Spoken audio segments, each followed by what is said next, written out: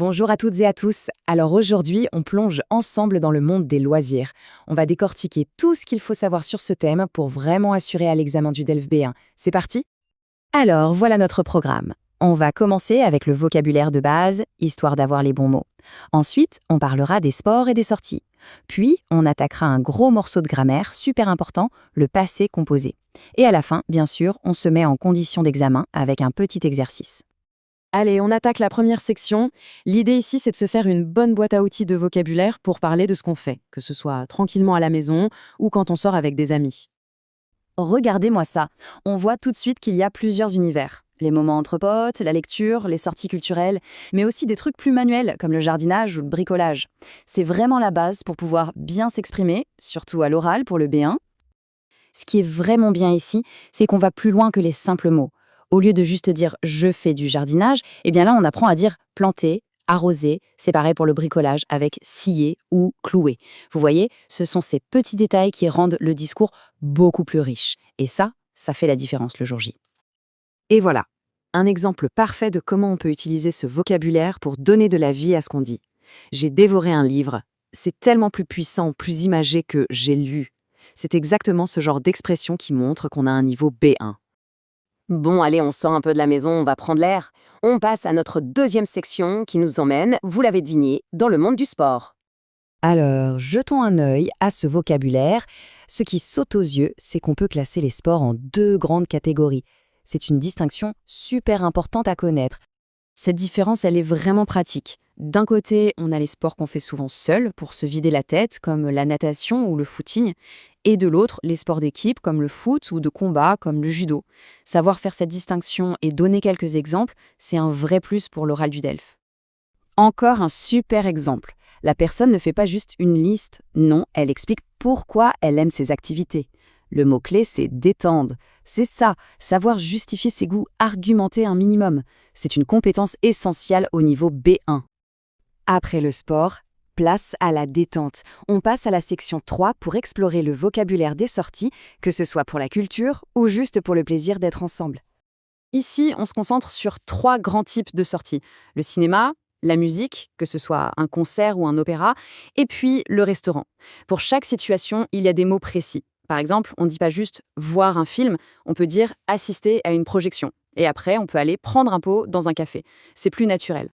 Le plus important quand on parle de sortie, c'est de savoir dire ce qu'on en a pensé. Et pour ça, il faut des mots qui ont de l'impact. Regardez les exemples. Pour le positif, on a passionnant, excellent. Et pour le négatif, on y va franchement avec nul ou échec total. Oser utiliser un vocabulaire comme ça, aussi expressif, ça montre vraiment qu'on est à l'aise avec la langue. On arrive maintenant à un point de grammaire absolument crucial pour le niveau B1. Savoir raconter des choses au passé. C'est indispensable pour parler de son week-end, de ses vacances, bref, de ses loisirs. Alors, le fameux passé composé, comment ça marche? La règle de base, en fait, elle est assez simple. On l'utilise pour raconter une série d'actions passées ou pour parler d'un événement qui est terminé, mais qui a une conséquence aujourd'hui. Ah, la question que tout le monde se pose. Avoir ou être? Bon, pour faire simple, la très grande majorité des verbes marchent avec avoir. L'auxiliaire être, lui, il est un peu plus select.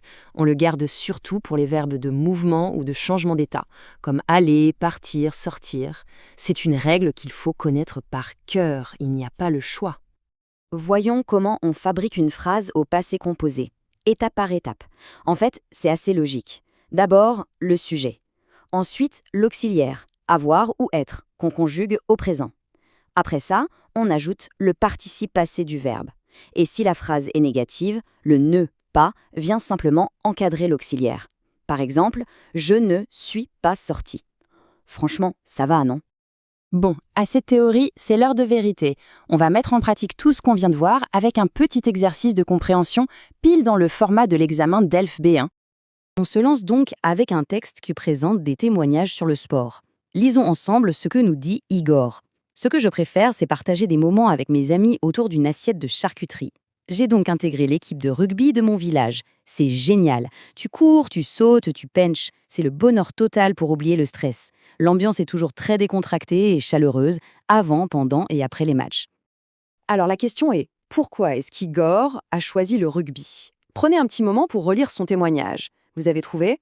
Alors, il parle bien de l'aspect physique pour oublier le stress, mais il insiste surtout sur le partage, sur l'ambiance chaleureuse. Donc, la réponse la plus complète, c'est bien l'AD, un sport très physique avec un entourage très sympathique. Et pour finir, regardons cet outil qui est super utile, la grille d'auto-évaluation. Elle pose des questions très directes. Est-ce qu'on est capable de parler des sports qu'on pratique? Est-ce qu'on peut donner des détails? C'est un excellent moyen de voir où on en est et ce qu'il reste à travailler. Et maintenant, c'est à vous de jouer. Avec tout ce qu'on vient de voir, comment est-ce que vous parleriez de vos propres loisirs, de vos expériences sportives? N'oubliez pas, la clé, c'est la pratique. Merci d'avoir suivi ce guide et à très bientôt.